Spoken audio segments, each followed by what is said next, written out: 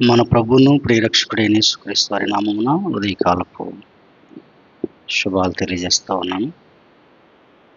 ఈనాటి మన ఆత్మీయ అనుదినాహారంగా దైవవాక్యంలో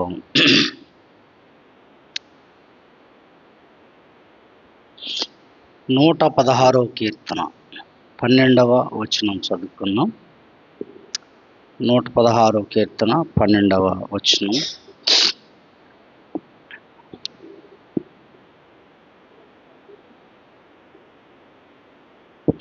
యెహోవా చేసిన ఉపకారములన్నిటికీ నేను ఆయనకి ఏమి చెల్లించదును అనేది ఇక్కడ భక్తుడు ప్రశ్న. దేవుడు నాకు చాలా ఉపకారాలు చేశాడు, అట్టి ఉపకారాలన్నిటికీ నేను ఆయనకి ఏమి చెల్లించాలి, ఏమి చెల్లించుదును? రక్షణ పాత్రను చేతపుచ్చుకొని యెహోవా నామమున ప్రార్థన చేసేదను. యెహోవాకు నా మ్రొక్కుబళ్ళు చెల్లించెదను, ఆయన ప్రజలందరి ఎదుటని చెల్లించెదను. ప్రార్థన చేసేదను, మ్రొక్కుబళ్ళు చెల్లించేదను. నేను ఆయనకి ఏమి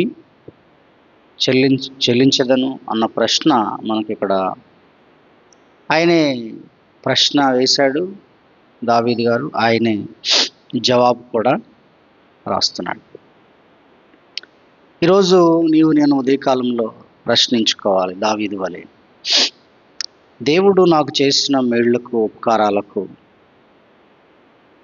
ఆయనకి నేనేం చెల్లించాలి అనేది మనం కూడా ప్రశ్న వేసుకుని మనం కూడా దాన్ని అమలుపరచాల్సిన అవసరం ఎంతైనా ఉంది.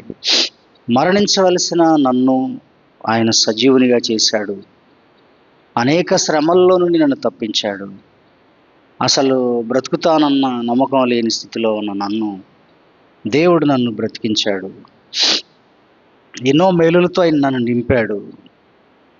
నిరుద్యోగిగా తిరుగుతున్న నన్ను ఉద్యోగిగా చేశాడు. లేకపోతే అనేక సమస్యలతో కొట్టుమిట్లాడుతున్న నన్ను ఆ సమస్యలో నుంచి దేవుడు తప్పించాడు. ఇన్ని మేలు చేశాడు ఆయన నాకు. నేను ఆయనకి ఏమి ఇవ్వాలి, నేను ఆయనకి ఏమిస్తే సరిపోతుంది అనేది మరి మనం కూడా ప్రశ్నించుకోవాలి. అన్నాడు రాజు అయిన దావీదు ప్రశ్నించుకున్నాడు, ఆయన జవాబిచ్చాడు. ప్రార్థన చేస్తానన్నాడు, రక్షణ పాత్రను చేతపుచ్చుకొని ప్రార్థన చేస్తాను, మ్రొక్కుబళ్ళు చేస్తాను అన్నాడు. ఈరోజున మనము ఇదే సేమ్ క్వశ్చన్ మనం కూడా ఉదయకాలంలో వేసుకుంటే, ఏమి ఇవ్వాలి దేవునికి, ఏమిస్తే బాగుంటుంది, ఆయన ఇన్ని చేశాడు నా పట్ల, ఇంతగా ఆయన నాకు కృప చూపాడు కదా, ఏం చేస్తే బాగుంటుంది అనేది మనం కూడా ప్రశ్నించుకుంటే వాక్యమే అడుగుతుంది. కొన్ని దేవుడే ఇలా చెయ్యి, నాకు ఇది ఇవ్వు అని అడుగుతాడు. ఏమివ్వమంటాడు బైబిల్లో మనం చూస్తే, నేను ఆయనకి ఏమి చెల్లించాలి అని మనం ప్రశ్నిస్తే నాకు ఇది ఇవ్వు అంటాడు దేవుడు. ఏమి ఇవ్వమని అడుగుతున్నాడు? సామెత 23:26 వచనంలో మనం చూస్తే, సామెత 23:26 చూసినట్లయితే, నా కుమారుడా నీ హృదయము నాకిమ్ము. ఈ వాక్యాన్ని గమనించండి. దేవుడు ఏమడుగుతున్నాడు ఇక్కడ? ఏమడుగుతున్నాడు మనల్ని? నా కుమారుడా నీ హృదయం నాకిమ్ము. నీకు నా పట్ల కృతజ్ఞత ఉంటే, నీకు నా పట్ల నేను మేలు చేశాను, ఉపకారాలు చేసిన దేవుడు నా రక్షకుడు అని నీవు ఏమివ్వాలి నా దేవునికి అని నీవు అనుకున్నట్లయితే ఫస్ట్ నీ హృదయం నాకు ఇవ్వు అని అడుగుతున్నాడు. ప్రభువా నా హృదయం నీకు ఇస్తానయ్యా అని మనం చెప్పగలగాలి. ఎందుకంటే హృదయాన్ని సాతానుగాడు కూడా అడుగుతాడు. హృదయమును అన్నిటికంటే జాగ్రత్తగా భద్రం చేసుకో అంటాడు ఇంకో చోట. హృదయంలో నుండి జీవధారలు బయటకు వస్తాయి. హృదయం యొక్క ప్రాముఖ్యత బైబిల్లో రాయబడి ఉంది. హృదయ సింహాసనంపై దేవుడే నీ రక్షకుడు, నా రక్షకుడు, మన ప్రభువైన యేసుక్రీస్తు వారే కూర్చుని అక్కడ నుంచి మనల్ని ఏలాలి. మన హృదయ ప్రాముఖ్యత అంత గొప్పది. కాబట్టి దేవుడు ఏమడుగుతున్నాడు అంటే, మొట్టమొదటిగా నీ హృదయం నాకిమ్ము అని అడుగుతున్నాడు. ఒక ప్రియుడు ప్రియురాలు, నా హృదయం నీకే అంకితం, నా హృదయంలో నీకు స్థానం ఉంది అని ఒక ప్రియుడు ప్రియురాలు మాట్లాడుకుంటారు. కానీ దేవుడు ఏమంటున్నాడంటే, నీ హృదయం నాకిమ్ము. మనం ఎక్కడా దాన్ని ఇవ్వాల్సిన అవసరం లేదు. కేవలము దేవునికి మాత్రమే దాన్ని మనం ఇవ్వగలిగితే నిజంగా మనం ఆయన చేసిన మేళ్లకు నేను ఏమి ఇవ్వగలను అన్న ప్రశ్నకు ఇది జవాబు, కరెక్ట్ జవాబు. ప్రభువా, నా హృదయం నీకు ఇస్తాను. రెండవది, నా మనస్సులో ఉన్న నా చిత్తమంతా ప్రక్కన పెట్టి నా మనస్సు నీకు ఇస్తాను ప్రభువా. మనస్సును ఇవ్వాలి. రెండవదిగా మనస్సునివ్వాలి, హృదయాన్ని ఇవ్వాలి, మనస్సునివ్వాలి. మనస్సులో కూడా దేవునికి స్థానం. పూర్ణ మనస్సుతో, పూర్ణ హృదయముతో, పూర్ణ ఆత్మతో ఏమంటాడు, నీ దేవుడైన ప్రభువుని ప్రేమించండి అంటాడు.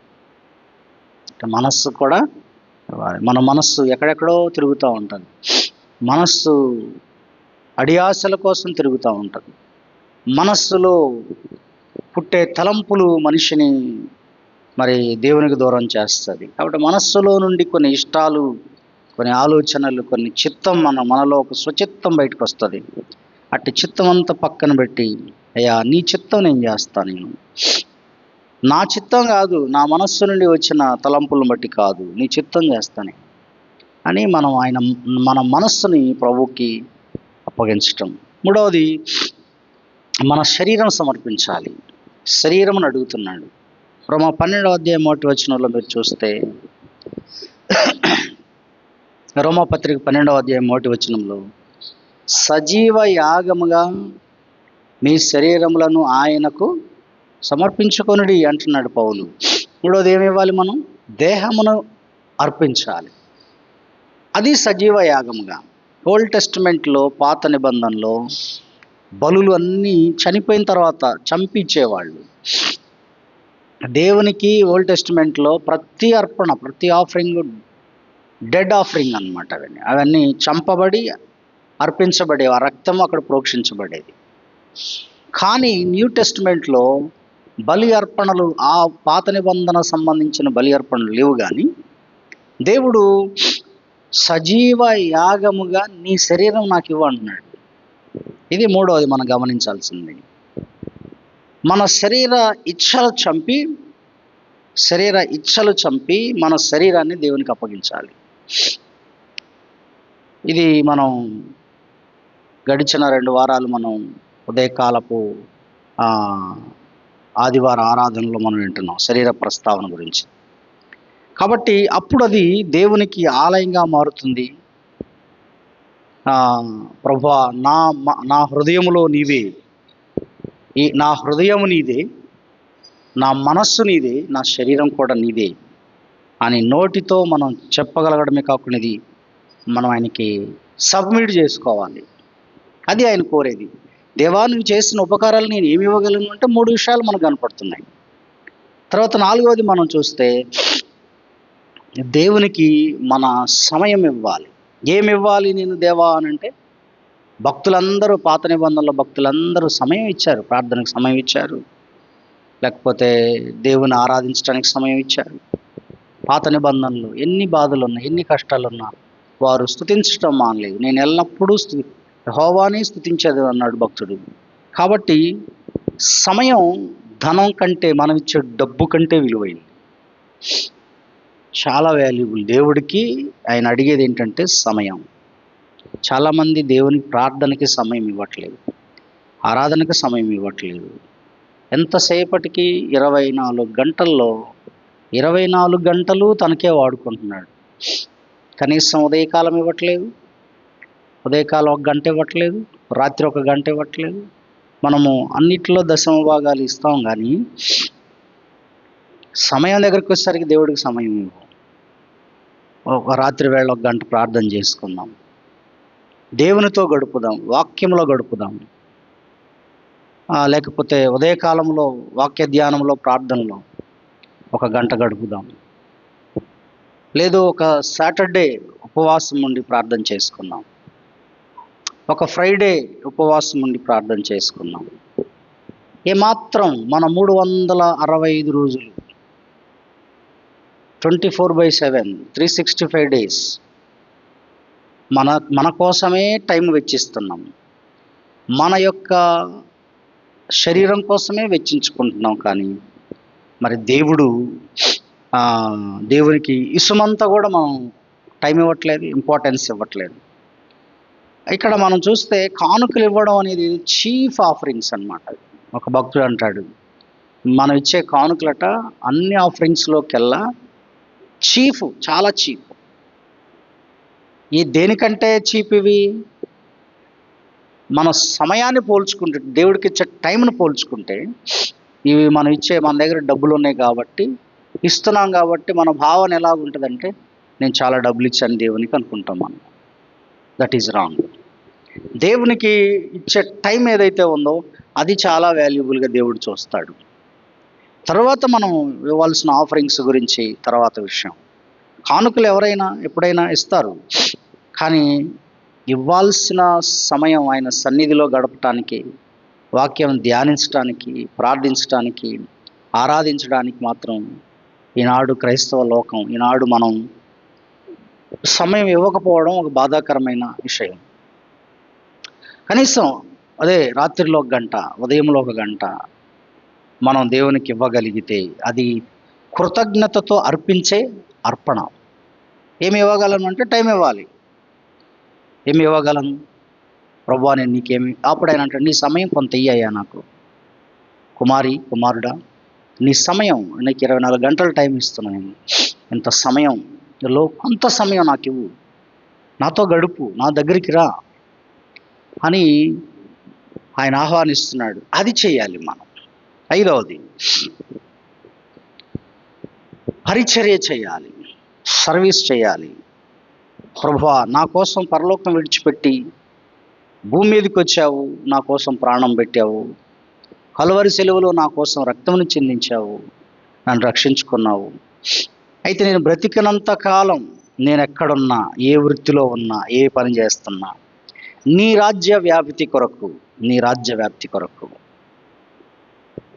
నా వంతుగా నేను ఈ స్వార్థ పరిచర్య చేస్తాను. నలుగురి కరపత్రికలు చెప్తాను, నిన్ను గురించి చెప్తాను, లేకపోతే నాకు చేసిన మేళ్ళు నేను చెప్తాను, నా సాక్ష్యం గురించి చెప్తాను అనేటువంటి పరిస్థితి నాడు లేదు. అది చేయాలి మనం. సంఘానికి పరిచర్య, సంఘంలో వాడబడాల్సిన పరిచర్య, సంఘ కార్యక్రమాల్లో వాడబడే పరిచర్య, ఇవి మనం చేయాల్సిన అవసరం ఉంది. మనం దేవుని కొరకు ఏదైనా చేయడానికి వెనకాడకూడదు, సిద్ధపడి ఉండాలి. దానియేలు, యోసేపు, నెహెమ్యా వీళ్ళెవ్వరూ కూడా పాస్టర్లు కాదండి, వాళ్ళంతా దైవజనులు కాదు, వాళ్ళందరూ జాబ్ హోల్డర్స్. వాళ్ళు ఒక దానియేలు గారు చూస్తే ప్రధానమంత్రి దగ్గర పనిచేసే, రాజు చక్రవర్తి ముందు దగ్గర పనిచేసే ఒక ప్రధాని. యోసేపును చూస్తే ఆనాడు ఫరో దగ్గర ఆయన కూడా ఒక రాజు తర్వాత ఉద్యోగి. యోసేపు ఏమిటి, నెహెమ్యా గిన్నె అందించే గవర్నర్, రాజు దగ్గర గిన్నె అందించే ఉద్యోగం. ఇట్లా వీళ్ళందరూ ఏమో రాజులు కాదు, ఉద్యోగులే. వీరంతా తమ పనులు చేసుకుంటూ కూడా నెహెమ్యా తన పని చేసుకుని, తన ఉద్యోగం చేసుకుంటూ, అయ్యో యెరూషలేము దేవాలయం గోడలు కట్టబడాలి అని ఆతృతతో రాజు దగ్గర సెలవు అడిగి, రాజు దగ్గరికి వచ్చి, రాజు దగ్గర మనవి చేసుకుని ఆయన యెరూషలేము వచ్చి ప్రాకారాలు 52 రోజులు కట్టాడు.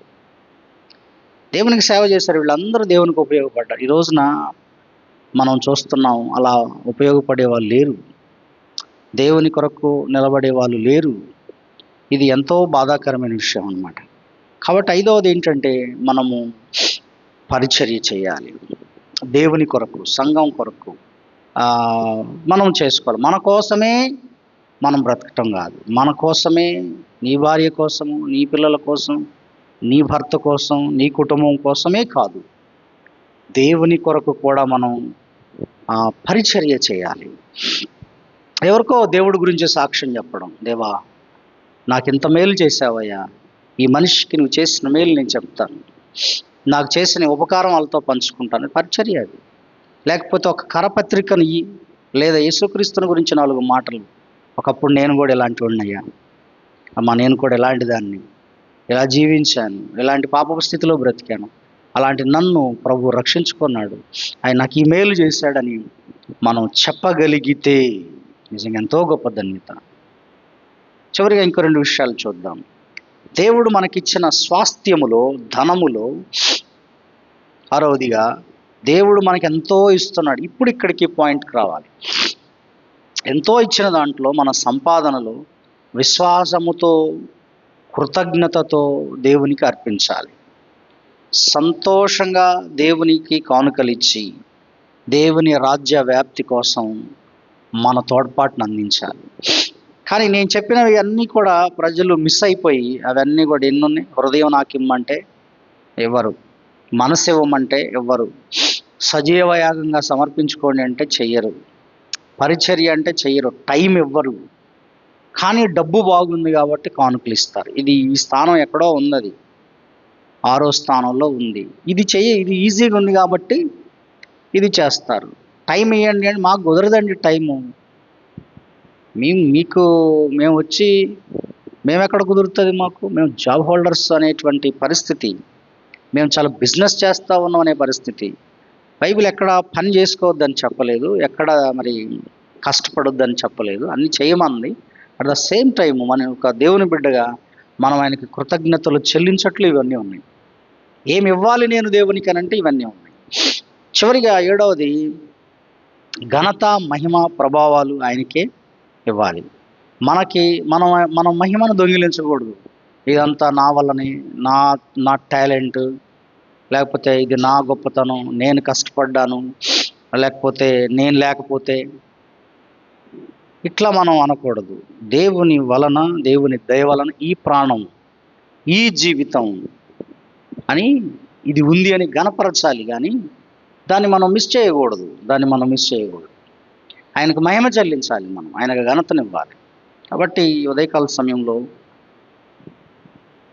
యెహోవా చేసిన ఉపకారములన్నిటికీ నేను ఆయనకేమీ చెల్లించదు అన్న ప్రశ్నకు, ఇదిగో నా హృదయాన్ని నీకు ఇస్తున్నాను ప్రభువా, నువ్వు నాకు చేసిన మేళ్లకు నా హృదయాన్ని నీకు ఇస్తున్నా, మనస్సుని ఇస్తున్నా, సజీవయాగంగా నా దేహాన్ని ఇస్తున్నా, నా టైం ఇస్తున్నాను ప్రభువా. అలాగే నాకు కుదిరినప్పుడు నేను నేను నీ సేవలో, నీ పరిచర్యలో, నీ సంఘంలో ఆయా సందర్భాల్లో వాడబడతానయ్యా, పరిచర్య చేస్తాను ప్రభువా. నాకు ఇచ్చిన ధనములో, నా కష్టార్జితంలో నేను కొంత నీకు ఇస్తానయ్యా, నిన్ను మహింపరుస్తాను ప్రభువా అని మనం చేయగలిగితే, ప్రియమైన సహోదరి సహోదరులారా, ఉదయకాలంలో దేవుడు నిజంగా మనం ఆయనకి కృతజ్ఞతలు అర్పించిన వాళ్ళం అవుతాం. లేకపోతే పైన మాటలు అన్నట్టే అవన్నీ కూడా పైకి పెదవులతో మనం కనపరిచిన వాళ్ళం అవుతాం. కాబట్టి ఉదయకాల సమయంలో అలా చేయక ప్రభు వైపు చూద్దాం. దేవుడి మాటలు దీవించుగాక. ఆమేన్. ప్రార్థన చేసుకుందాం. ప్రేమగల తండ్రి, జీవం గల దేవా, ఉదయకాల సమయంలో పరమ తండ్రి, మరి నాయన మమ్మల్ని నీ యొక్క సన్నిధిలో నిలవబెట్టినందులకు, ఉదయకాలమే నిన్ను స్తుతించుకునే భాగ్యం, ఆరాధించుకునే భాగ్యం మాకు ఇచ్చినందులకు స్తుతులు అర్పిస్తూ ఉన్నాం. భక్తుడైన దావీదు అన్నాడు, యెహోవా నీవు చేసిన ఉపకారములకు నీకేం చెల్లించగలనయ్యా అన్నాడు. అయ్యా మీకు స్తోత్రాలు. కానీ ఆయన ఆనాడు నీ సన్నిధిలో ప్రార్థిస్తాను, నా మొక్కుబళ్ళు చెల్లిస్తాను, నా రక్షణ మరి పాత్ర చేత పట్టుకొని చేస్తానన్నాడు. ఈరోజు మీరు మమ్మల్ని అడుగుతున్నవి, నీ హృదయం నాకు ఇవ్వు, నేను చేసిన మేళ్లకు నీ హృదయం నాకు ఇవ్వండి. నా మనస్సును గురించి అడుగుతున్నారు, దేహాన్ని గురించి అడుగుతున్నారు, టైం అడుగుతున్నారు, నీవు నాకు ఉపయోగపడు అంటున్నారు. ప్రభువా నీకు స్తోత్రాలు. నీ యొక్క ధనం, నీ ఘనం నాదే అని చెప్తున్నారు మీరు. నాయనా మీకు స్తోత్రాలు. అవునయ్యా, మా జీవితాల్లో మేము ఇట్టి విధంగా మేము జీవించే భాగ్యం నాకు, మా అందరికి ప్రసాదించండి తండ్రి. మీకు స్తోత్రాలు. మా జీవితాల్లో ఎంతో టైం ఇస్తున్నారు మీరు. ఆ టైం అంతా మేము మరి మా కోసమే వాడేసుకుంటున్నామయ్యా. కానీ కొంత సమయం కూడా మీకు ఇవ్వలేకపోతున్నాం. వాక్యంలో, ప్రార్థనలో నాయన, అలాగే పరిచర్యలో, అలాగనే నాయనా మీకు స్తోత్రాలు చెల్లిస్తున్నాం. నిన్ను ఆరాధించుటలో మేము గడపలేకపోతున్నాం.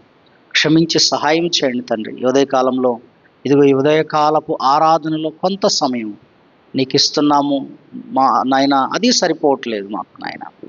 అయ్యా, ఈ ఉదయ ప్రారంభపు రోజున ఉదయమే నాయన నీ సన్నిధిలోకి వచ్చి గడుపుటకు మాకు ఈ భాగ్యం ఇచ్చారు. ఒక సజీవు లెక్కలో ఉంచారు. ఎందరికో లేదు నాయన, వారు ఒక సూర్యోదయాన్ని చూడట్లేదు, మేము చూసాము నాయన. ఇటు ధన్యత కొరకే మీకు స్తుతులు అర్పిస్తూ ఈ రోజంతా ఈ దినమంతా మీ తోడు మీ సహాయం మాకు ఇవ్వండి తండ్రి. మమ్మల్ని అందరినీ బలపరచండి అయ్యా. మీ కృపతో నింపండి తండ్రి. నా హృదయాన్ని నీ సన్నిధిలో సమర్పిస్తున్నాను.